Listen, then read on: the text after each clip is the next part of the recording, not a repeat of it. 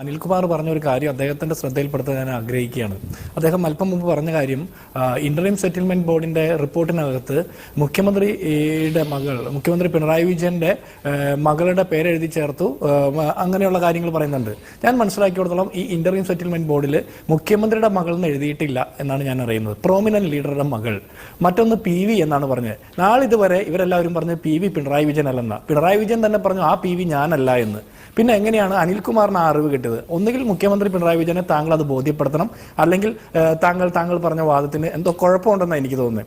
എന്തായാലും കേരളത്തിലെ പൊതുസമൂഹത്തിന് അറിയാവുന്ന ഒരു സത്യം അറിയാതെയെങ്കിലും അനിൽകുമാറിന്റെ വായിൽ നിന്ന് വന്നതിൽ സന്തോഷമുണ്ട്. ഇനി ഞാൻ എൻ്റെ വാദത്തിലേക്ക് വരാം. ഇവിടെ ഇന്ററിം സെറ്റിൽമെന്റ് ബോർഡിന്റെ റിപ്പോർട്ടിനകത്ത് അതാണല്ലോ നമ്മുടെ തർക്ക വിഷയം. 1,72,00,000 രൂപ വീണ വിജയന്റെ എക്സാലോജിക് സൊല്യൂഷൻസിന് കൊടുത്തിരിക്കുന്നു. സേവനത്തിന് കൊടുത്ത പ്രതിഫലമെന്നാണ് കരിമണൽ കമ്പനി പറഞ്ഞിരിക്കുന്നത്. എന്ത് സേവനമാണ് കൊടുത്തത്? ഇത്രയൊന്നും തർക്കം വേണ്ട, നമുക്ക് ഈ 1 മണിക്കൂർ ചർച്ചയും വേണ്ട. എന്ത് സേവനമാണ് വീണ വിജയന്റെ കമ്പനി CMRL കമ്പനിക്ക് കൊടുത്തത് എന്ന് ചോദിക്കുമ്പോൾ അതിന് ഉത്തരം പറയാതെ അമിത്ഷായുടെ മകന്റെ കാര്യമോ അല്ലെങ്കിൽ അതൊക്കെ ഉണ്ടെന്നേ, നമുക്ക് തർക്കിക്കുക, ആവശ്യമൊക്കെ വേറെയാണ്. പക്ഷെ വീണ വിജയന്റെ ഈ അനധികൃതമായിട്ട് അവിഹിതമായിട്ട് സ്വത്ത് സമ്പാദിച്ചു, വരുമാനം കിട്ടി എന്ന് പറയുമ്പോൾ അതിന് മറുപടി പറയുന്നതിന് പകരം നിങ്ങൾ മറ്റു വിഷയങ്ങളിലേക്ക് ശ്രദ്ധ മാറ്റാൻ പാടില്ല. രണ്ടാമത്തത്, സേവനം കൊടുത്തില്ലെങ്കിൽ അങ്ങനെ മേടിക്കുന്ന പണം അഴിമതിയല്ലേ? അത് അക്കൗണ്ട് ത്രൂ മേടിച്ചതിന്റെ പേരിൽ അഴിമതി അല്ലാതാകുന്നില്ല. ടാക്സ് അടച്ചു എന്ന് പറഞ്ഞതിന്റെ പേരിൽ അഴിമതി അല്ലാതാകുന്നില്ല. ഒരാൾ ഒരു പണിയും ചെയ്യാതെ പണം വാങ്ങുന്നു ഒരു കമ്പനിയിൽ നിന്ന്. എന്തിന്റെ പേരിലാണ് പണം വാങ്ങുന്നതെന്ന് ചോദിക്കുമ്പോൾ കൃത്യമായിട്ട് കമ്പനിക്കും മറുപടി കൊടുക്കാനില്ല, ഈ വാങ്ങിയ ആൾക്കും പൊതുസമൂഹത്തോട് പറയാനില്ല. അങ്ങനെ വരുമ്പോൾ അതിന് അഴിമതി എന്ന് പറയും. കാരണം വീണ വിജയൻ വെറും ഒരു വീണ വിജയനല്ല, അദ്ദേഹം കേരളത്തിന്റെ മുഖ്യമന്ത്രി പിണറായി വിജയന്റെ മകളും കേരളത്തിലെ പൊതുമരാമത്ത് വകുപ്പ് മന്ത്രി മുഹമ്മദ് റിയാസിന്റെ ഭാര്യയുമാണ്. സീസറിന്റെ ഭാര്യ മാത്രമല്ല, മകളും മറ്റൊരു സീസറിന്റെ ഭാര്യയും. ഇവരെല്ലാവരും സംശയത്തിന് അതീതരായിരിക്കണം. ഇവിടെ മടിയിൽ കനമില്ല എന്ന് പറഞ്ഞ് കേരളത്തെ മുഴുവൻ വെല്ലുവിളിച്ച ആളുകൾ ചോദ്യങ്ങൾ ഉയരുമ്പോൾ കമ്പനി പൂട്ടി നാടുവിടുന്ന സാഹചര്യമാണ്. എന്തിന്റെ പേരിലാണ് കമ്പനി പൂട്ടിയത്? ഇത്ര ഹൈ പെർഫോമിംഗ് ആയിട്ടുള്ള ഒരു കമ്പനി, ഇത്രയും ചെറിയ സേവനങ്ങൾക്ക് 1,72,00,000 രൂപയൊക്കെ പ്രതിഫലം വാങ്ങുന്ന ഒരു കമ്പനി എന്തിന്റെ പേരിലാണ് ഡോർമെന്റ് ആയി പോകുന്നത്, പൂട്ടി പോകുന്നത്? അതിനെക്കുറിച്ച് പറയണ്ടേ? സ്കൂൾ കുട്ടികൾക്ക് എഡ്യൂക്കേഷണൽ സോഫ്റ്റ്വെയർ ഉണ്ടാക്കി കൊടുക്കുന്ന ഒരു കമ്പനിക്ക്, കരിമണൽ കമ്പനിക്ക് എന്ത് സേവനമാണ് കൊടുക്കാനുള്ളത് എന്ന് എനിക്ക് മനസ്സിലായില്ല. ഏതൊരു ചർച്ചയിൽ ഇവരുടെ തന്നെ പ്രതിനിധി പറയുന്നുണ്ടായി എക്സലും പവർ ബിൽഡറും MS ഓഫീസും അങ്ങനെയുള്ള സേവനങ്ങളാണ് കൊടുക്കുന്നതെന്ന്. കേരളത്തിലോ ഇന്ത്യയിലോ ലോകത്തോ ഒരു സ്ഥലത്തും ഇത്ര വിലപിടിപ്പുള്ള എക്സലും പവർ ബിൽഡറും അല്ലെങ്കിൽ ഔട്ട്ലുക്ക് ഒന്നും കൊടുക്കുന്നതായിട്ട് നമുക്ക് ആർക്കും അറിവില്ല. അപ്പൊ CPM നേതാക്കന്മാർ അത് കൃത്യമായിട്ട് പറയണം. ഈ രണ്ടാമത്തെ ഒരു കാര്യം, ഈ CPM നിങ്ങൾ കോടിയേരി ബാലകൃഷ്ണന്റെ മകന്റെ കാര്യമൊക്കെ പറഞ്ഞത് നന്നായി, ഞങ്ങൾ മറന്നു കിടക്കുകയായിരുന്നു, ഓർമ്മിപ്പിച്ചത് നന്നായി. അന്നൊന്നും CPM നേതാക്കന്മാരൊന്നും കോടിയേരി ബാലകൃഷ്ണന്റെ മകനെ കവറപ്പ് ചെയ്തില്ലല്ലോ. അന്ന് കോടിയേരി ബാലകൃഷ്ണൻ തന്നെ പറഞ്ഞത് എന്താ? അതെന്റെ മകന്റെ കേസാണ്, പാർട്ടിയുടെ കേസല്ല എന്നാണ് അദ്ദേഹം പറഞ്ഞത്. എന്തുകൊണ്ടാണ് കേരളത്തിന്റെ മുഖ്യമന്ത്രി പിണറായി വിജയന്റെ മകളുടെ കേസ് വരുമ്പോൾ സംസ്ഥാന കമ്മിറ്റി ഒരു പത്രക്കുറിപ്പ് ഇറക്കുന്നു, സംസ്ഥാന കമ്മിറ്റി നേതാക്കന്മാർ, പോളിറ്റ് ബ്യൂറോ മെമ്പർമാർ ഒക്കെ അടങ്കം വന്ന് വട്ടം നിന്ന് കവറപ്പ് ചെയ്യുന്നത് എന്തുകൊണ്ടാണ്? നിങ്ങൾക്ക് ഒരു മറുപടി പറയാൻ പറ്റണ്ടേ? വീണ വിജയൻ എന്തുകൊണ്ടാണ് ഇത്ര പ്രത്യേക ആനുകൂല്യങ്ങൾ ഈ പാർട്ടിയിൽ നിന്ന് കിട്ടുന്നത്? അതിനൊരു മറുപടി അനിൽകുമാർ പറയണം. കേരളം ഇത് കേൾക്കാൻ ആഗ്രഹിക്കുന്നു. ഇവിടെ ഒരൊറ്റ കാര്യം കൂടി ഞാൻ എൻ്റെ ഭാഗം അവസാനിപ്പിക്കാം. ഇത് പെട്ടെന്നും തുടങ്ങിയ ഒരു കാര്യമല്ല, ഇന്ററിം സെറ്റിൽമെന്റ് ബോർഡിന്റെ കണ്ടെത്തലിൽ വന്ന കാര്യമല്ല. അതിനു മുമ്പും പിണറായി വിജയനെ നേരെ നോക്കിക്കൊണ്ട് PT തോമസ് എന്ന് പറഞ്ഞ MLA ചോദ്യം ചോദിച്ചിട്ടുണ്ട്. ഈ വീണ വിജയന്റെ എക്സാലോജിക് സൊല്യൂഷൻസ് കമ്പനിയുടെ മെന്റർ ജയ്ക്ക് ബാലകുമാറിനെ കുറിച്ചുള്ള ആരോപണം വന്നപ്പോൾ അവരുടെ പ്രൈസ് വാട്ടർ കൂപ്പേഴ്സിന് ടെൻഡർ ഇല്ലാതെ കൺസൾട്ടൻസി കരാറുകൾ കൊടുക്കുന്നതിനെ കുറിച്ചൊക്കെ ചോദ്യം ചോദിച്ചപ്പോൾ വീട്ടിലിരിക്കുന്നവരെ കുറിച്ച് ആക്ഷേപം പറയരുതെന്നാണ് പറഞ്ഞത്. അന്ന് അങ്ങനെ ചോദിച്ച PT തോമസിനോട് അത്തരത്തിൽ മറുപടി പറഞ്ഞ പിണറായി വിജയനെ ഇന്ന് ഞങ്ങൾ കാണാൻ ആഗ്രഹിക്കുക. ആരെ ഈ ജയ്ക്ക് ബാലകുമാർ? നിങ്ങളുടെ CPMന്റെ പോളിറ്റ് ബ്യൂറോ കേന്ദ്ര കമ്മിറ്റി പോലും കരാറുകൾ കൊടുക്കരുത് എന്ന് ബ്ലാക്ക് ലിസ്റ്റ് ചെയ്യപ്പെട്ട കമ്പനിയാണ്. ഇവർക്ക് കരാറുകൾ കൊടുക്കരുതെന്ന് കേന്ദ്ര കമ്മിറ്റിയുടെ തീരുമാനമുള്ള ഒരു കമ്പനിക്ക് കേരളത്തിലെ പിണറായി വിജയൻ സർക്കാരിന് എങ്ങനെയാണ് കരാറുകൾ ടെൻഡർ പോലും ഇല്ലാതെ കൊടുക്കാൻ തോന്നുന്നത്? എങ്ങനെയാണ് കൺസൾട്ടൻസി കരാറുകൾ കൊടുത്തത്? സെബിയുടെ നിരോധനം നേരിട്ട ഒരു കമ്പനിക്ക്, 9ലധികം കേസുകൾ കരാർ തട്ടിപ്പുമായി ബന്ധപ്പെട്ട് നേരിടുന്ന ഒരു കമ്പനിക്ക് പിണറായി വിജയന്റെ മാർക്സിസ്റ്റ് പാർട്ടി ഭരിക്കുന്ന കേരളത്തിൽ എങ്ങനെയാണ് ജയ്ക്ക് ബാലകുമാറിന്റെ കമ്പനിക്ക് ഇങ്ങനെ കരാറുകൾ കിട്ടിയത്? അത് പിണറായി വിജയന്റെ വീണ വിജയൻ എന്ന് പറഞ്ഞ മകളുടെ മെന്റർ ആയതിന്റെ പേരിൽ മാത്രമാണ്.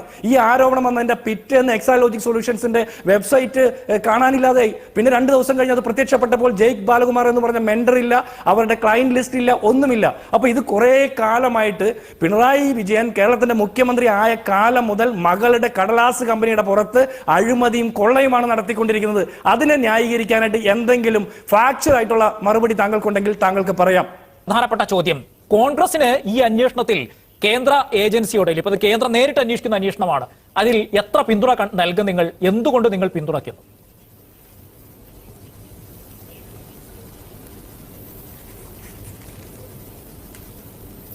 അല്ല റാഷിദേ, ഇതില് അതൊരു തമാശ കലർന്നൊരു ചോദ്യമാണ്. എന്താണെന്നറിയോ, ഇന്ററിം സെറ്റിൽമെന്റ് ബോർഡിന്റെ കണ്ടെത്തലുണ്ട്. അത് ഒരു ക്വാസി ജുഡീഷ്യൽ ഫോറത്തിന്റെ കണ്ടെത്തലാണ്. ആ കണ്ടെത്തലിൽ ഇങ്ങനെ ഗുരുതരമായിട്ടുള്ള ഒരു ക്രമക്കേട് നടന്നിരിക്കുന്നു, ഇവിടെ അനധികൃതമായിട്ട് പണം വാങ്ങിയിരിക്കുന്നു, അഴിമതിക്ക് സമാനമായ ഒരു കാര്യം നടന്നിരിക്കുന്നു. എന്ത് നടപടിയാണ് കേന്ദ്ര ഏജൻസികൾ എടുത്തത്? എന്ത് നടപടിയാണ് കേന്ദ്ര ഏജൻസികൾ എടുത്തത്? അന്വേഷണം എത്രത്തോളം എത്തി? അത് കഴിഞ്ഞ് രജിസ്ട്രാർ ഓഫ് കമ്പനീസ് ഇവരോട് റിപ്പോർട്ട്, ഇവരുടെ മറുപടി ചോദിക്കുന്നു. അതിന് കൃത്യമായിട്ട് മറുപടി കിട്ടിയില്ലെന്നാണ് ഇപ്പോൾ പറയുന്നത്. അപ്പൊ നാളിതുവരെ ഇങ്ങനെ പോകുന്ന കേന്ദ്ര ഏജൻസികൾ, ഇവിടെ സ്വർണ്ണക്കടത്തുമായി ബന്ധപ്പെട്ട വിഷയം അനിൽകുമാർ ഇവിടെ സൂചിപ്പിച്ചു. ഇതെല്ലാം സ്വർണ്ണക്കടത്തുമായി ബന്ധപ്പെട്ട വിഷയമുണ്ട്, ലൈഫ് മിഷനുമായി ബന്ധപ്പെട്ട വിഷയമുണ്ട്. ഈ വിഷയങ്ങളിലൊക്കെ കേന്ദ്ര ഏജൻസികൾ എവിടം വരെ അന്വേഷിച്ചു, എത്രത്തോളം അന്വേഷിച്ചു എന്നൊക്കെ നമ്മൾക്ക് കണ്ടാൽ അറിയാം. കേരളത്തിൽ വരുമ്പോൾ കേന്ദ്ര ഏജൻസികൾക്ക് പിണറായി വിജയന്റെ സർക്കാരിന് പേടിയാണ്. മറ്റ് സംസ്ഥാനങ്ങളിലൊക്കെ, പ്രതിപക്ഷം ഭരിക്കുന്ന സംസ്ഥാനങ്ങളിലൊക്കെ കേന്ദ്ര ഏജൻസികൾ, സർക്കാർ ഓഫീസുകളും മന്ത്രിമാരുടെ സംശയം തോന്നുന്നത് നിങ്ങൾ ഇപ്പോ ഈ കേന്ദ്ര കോർപ്പറേറ്റ് മന്ത്രാലയത്തിന്റെ നേരിട്ടുള്ള ഈ വിഷയത്തിൽ അന്വേഷണത്തെ എങ്ങനെയാണ് കാണുന്നത് എന്നത്, ഇതിനെ സ്വാഗതം ചെയ്യുന്നുണ്ടോ? അതല്ല, അന്വേഷിക്കേണ്ട വിധത്തിലേക്ക് ഇത് അന്വേഷിക്കുമെന്ന് പോകുക തന്നെയാണോ, അങ്ങനെ വിചാരിക്കുക തന്നെയാണോ ചെയ്യുന്നത്? അതോ ഇതിനെ രാഷ്ട്രീയമായി ഞങ്ങൾ സംശയിക്കുന്നു, ഇത് ഒത്തുതീർപ്പിലേക്ക് എന്ന് വ്യക്തമായി പറയുകയാണ്? എവിടെയാണ് നിലപാട്?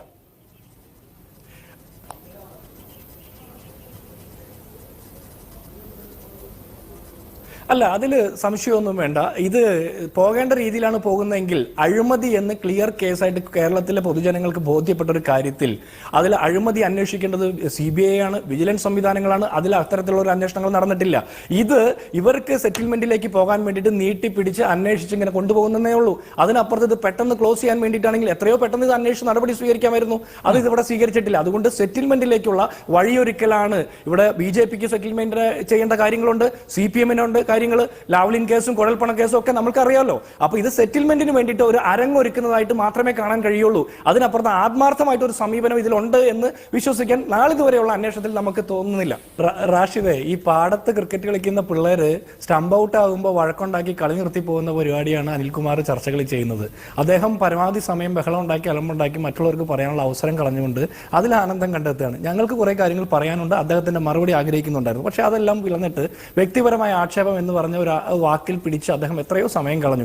അതേ ആള് തന്നെയാണ് ആനന്ദ് കൊച്ചുകുടിക്ക് അന്തസ്സുണ്ടോ, അന്തസ്സുള്ള വീട്ടിൽ ജനിച്ചതാണോ, റാഷിദിന് ബുദ്ധിയില്ലേ എന്നൊക്കെ ചോദിച്ച് പൊളിറ്റിക്കലി കറക്റ്റ് ആയിട്ടുള്ള വിനയാന്വിതനായിട്ടുള്ള മറുപടികൾ പറഞ്ഞത്. ഞാൻ ആ വിഷയത്തിൽ നിന്ന് മാറുകയാണ്, അത് ഇനി പറയുന്നില്ല. പക്ഷേ ഈ കരിമണൽ കമ്പനിക്ക് കേരള സർക്കാർ എന്തെങ്കിലും സഹായം ചെയ്തിട്ടുണ്ടോ എന്ന ഒരു വാക്ക് നിങ്ങൾ ചോദിച്ചു. അതിനുള്ള മറുപടി, പുറക്കാട് പഞ്ചായത്ത് തോട്ടപ്പള്ളി സ്പിൽവേയുടെ ആഴവും പരപ്പും വീതിയും ഒക്കെ കൂട്ടുന്നതിന് കരാർ കൊടുത്തപ്പോൾ അതിന്റെ മണ്ണും മണലും പുറത്തേക്ക് കൊണ്ടുപോകരുതെന്ന് വ്യവസ്ഥ ഉണ്ടായിരുന്ന ആ വ്യവസ്ഥ ലംഘിച്ചുകൊണ്ട് മണ്ണും മണലും പുറത്തേക്ക് കൊണ്ടുപോയപ്പോൾ പുറക്കാട് പഞ്ചായത്ത് കൊടുത്ത സ്റ്റോപ്പ് മെമ്മോ കളക്ടറുടെ പ്രത്യേക ഉത്തരവിലൂടെ തടസ്സപ്പെടുത്തി കരിമണൽ കടത്താൻ വേണ്ടിയിട്ട് ഈ കർത്തയുടെ കമ്പനിക്ക് സഹായം ചെയ്തു കൊടുത്തത് കേരള സർക്കാരാണ്, പിണറായി സർക്കാരാണ്.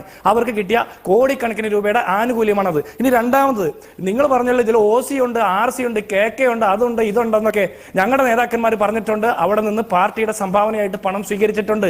മേടിച്ച പണം മേടിച്ചില്ല എന്ന് പറയുന്ന അത്രത്തോളം മോശപ്പെട്ട രാഷ്ട്രീയ പ്രവർത്തനമല്ല ഞങ്ങളുടെ. ഇനി രണ്ടാമതൊരു കാര്യം ചോദിക്കട്ടെ, നിങ്ങളുടെ പാർട്ടിയുടെ രാഷ്ട്രീയ പ്രവർത്തനം നടത്തുന്നത് എങ്ങനെയാ? കാരണഭൂതൻ കല്ല് ചുമക്കാൻ പോയ പണം കൊണ്ടാണോ രാഷ്ട്രീയ പ്രവർത്തനം നടത്തുന്നത്? അല്ലല്ലോ. അപ്പൊ ഞാനല്ല ആ ഈ PV ഞാനല്ല എന്നൊക്കെ പറഞ്ഞ് പ്രസംഗിക്കുന്ന ആളുകൾ പിണറായി വിജയൻ അല്ല PV എങ്കിൽ പിണറായിയും വീണയും ചേർന്നതായിരിക്കും PV എന്നാണ് എൻ്റെ ഒരു ബോധ്യം. രണ്ടാമത്, റാഷിദ് ചോദിച്ച ചോദ്യത്തിനുള്ള ഡയറക്റ്റ് ഉത്തരം പറയാം. KPCC ഈ വിഷയവുമായി ബന്ധപ്പെട്ട് ഒരു സർക്കുലറും ഇറക്കിയിട്ടില്ല. ഞങ്ങളുടെ ഒരു നേതാക്കന്മാരെയും ഈ വിഷയവുമായി ബന്ധപ്പെട്ട് ഞങ്ങൾക്ക് അന്വേഷണത്തെ തടസ്സപ്പെടുത്തേണ്ട കാര്യമില്ല. ഏത് അന്വേഷണത്തെയും നേരിടാൻ കോൺഗ്രസിന്റെ കേരളത്തിലെ നേതാക്കന്മാർ തയ്യാറാണ്. കേരളത്തിലെ ഇന്റലിജൻസ് സംവിധാനങ്ങളായിക്കോട്ടെ, വിജിലൻസ് സംവിധാനങ്ങളായിക്കോട്ടെ, കാരണഭൂതന്റെ പോലീസ് ആയിക്കോട്ടെ, ഏത് സംവിധാനം വെച്ച് നിങ്ങൾ അന്വേഷിച്ചോ, ഞങ്ങൾ തയ്യാറാണ്. കേന്ദ്ര ഏജൻസിയോ കേരള ഏജൻസിയോ അന്വേഷിച്ചോട്ടെ. രണ്ട് കൈയും നീട്ടി അന്വേഷണത്തെ സ്വാഗതം ചെയ്യുന്നു. അന്വേഷിക്കണം, നടപടി സ്വീകരിക്കണം, അല്ലാതെ കമ്പനി പൂട്ടി ഓടിക്കളയരുത്. ഉമ്മൻചാണ്ടി കള്ളപ്പണം വാങ്ങിച്ചു എന്ന് എഴുതി വെച്ച സാധനത്തിന് കൊള്ളാമെന്ന് പറയുന്ന ആനന്ദ് കൊച്ചുകൂടിയാണ് ഉമ്മൻചാണ്ടിയുടെ ബാല്യക്കാരനായി കോൺഗ്രസിന്റെ ബാല്യക്കാരനായിട്ട് കോടിക്കണക്കിന് രൂപ സംസാരിക്കുന്നത്. അത് തന്നെ പറയട്ടെ, അനിൽകുമാറിന്റെ കയ്യിൽ രേഖയുണ്ടോ? കോടിക്കണക്കിന് രൂപ വാങ്ങിയെന്ന് അനിൽകുമാറിന്റെ കയ്യിൽ രേഖയുണ്ടോ? എന്ത് ബോധ്യത്തിന്റെ അടിസ്ഥാനത്തിലാണ് പറയുന്നത്? കോടിക്കണക്കിന് രൂപ കൈപ്പറ്റിയെന്ന് താങ്കൾ എന്ത് ബോധ്യത്തിന്റെ അടിസ്ഥാനത്തിലാണ് പറയുന്നത്? പറയട്ടെ, കോടിക്കണക്കിന് രൂപ കൈപ്പറ്റിയത് വീണ വിജയനാണ്. 1 കോടി ഞാൻ പറയട്ടെ, പണം കൈപ്പറ്റിയിട്ടുണ്ട്, കൈപ്പറ്റി എന്ന് പറയും. അതാണ് അന്തസ്സുള്ള രാഷ്ട്രീയ പ്രവർത്തനം.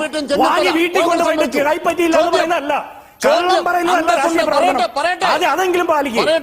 പണം വാങ്ങി വീട്ടിൽ കൊണ്ടുപോയിട്ട് അത് വാങ്ങിയില്ല എന്ന് പറയുന്നതല്ല. അക്കൗണ്ട് കാണിക്കേ, തെരഞ്ഞെടുപ്പ് കമ്മീഷൻ കൊടുത്ത അക്കൗണ്ട് കാണിക്കേ. പക്ഷേ ആ വെല്ലുവിളി മുഖ്യമന്ത്രി പിണറായി വിജയന് കൂടി ബാധകമാകും. ആ റിപ്പോർട്ട് ശേഖരിച്ച് നമ്മൾ നോക്കുകയാണെങ്കിൽ ആ റിപ്പോർട്ടിൽ ഈ പേരുകളൊക്കെ ഉണ്ടല്ലോ. ഒരു വിശ്വസിക്കുകയും മറ്റൊരു വിശ്വസിക്കുകയും ചെയ്യുന്ന നില എന്തുകൊണ്ടാണെന്നുള്ള ചോദ്യമൊക്കെ ശ്രീ അനിൽകുമാർ വാദം കേൾക്കുമ്പോൾ ബാക്കിയാകും. വളരെയധികം നന്ദി ശ്രീ അനിൽകുമാർ.